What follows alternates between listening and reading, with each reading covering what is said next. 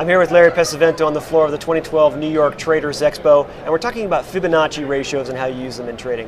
So Larry, talk about the basis of Fibonacci ratios in trading.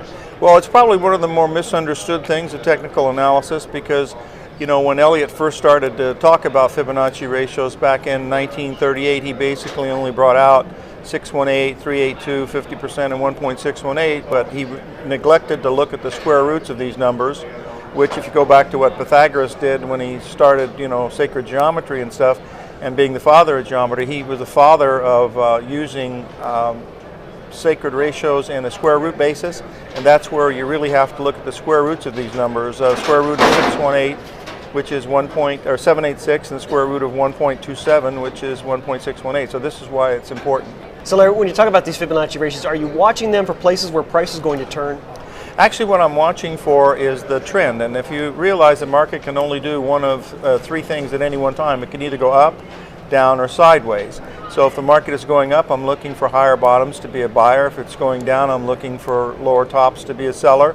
And if it's going sideways, I'll trade both sides of the range. And the Fibonacci numbers basically tell you the ratios of what it's contracting to or what it's expanding to. And I basically only use, you know, the four ratios: 618, 786, 1.27, and 1.618. Retracements get a lot of talk and media, but not as many people use extensions. Why is that, do you think? Well, most people don't like to sell into strength or buy into weakness, but professionals, that's what they try to do, because that's when your risk is the smallest. And we're concerned about how much we have at risk, not how much we're going to make.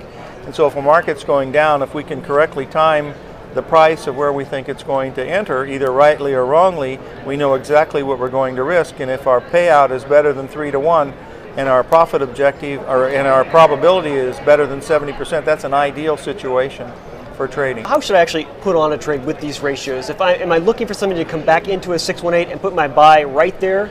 Yes, what you're looking for is you prepare the night before or the day before or 2 days before, whatever you're ready to trade, and you have this predetermined spot based on these patterns and ratios that are completing, and as soon as they hit that level, you're ready to act. Now there's only one situation where you don't act at that time, and that is if there's a huge gap coming into that time frame and price that you want. That's telling you that there's a great deal of energy in the market and you want to wait till that dissipates before you enter. So you wait a few bars, either dailies or hourlies, whatever it is, to make sure that you don't have to catch the falling knife syndrome. That's what you're looking at. And how far away should I put a stop from these levels? That bases on your risk parameter, and if you are willing to risk a lot, then which I don't think is the right thing to do, you can use a wide stop, but if you do your work correctly, you should place it with the amount of money that you want to risk at any one particular time. Frankly, someone with a very large account like you have, Tim, would use about 1%, I would think, and you would be fine. That would mean you'd have to be wrong 50 or 60 times in a row to get your equity at the 50% level, and the odds of that happening is pretty much an outlier event. Well, I'm still working on that huge account, but I'll let you know. Okay. Larry, thanks for your time. Thank you, Tim. You're watching the MoneyShow.com video network.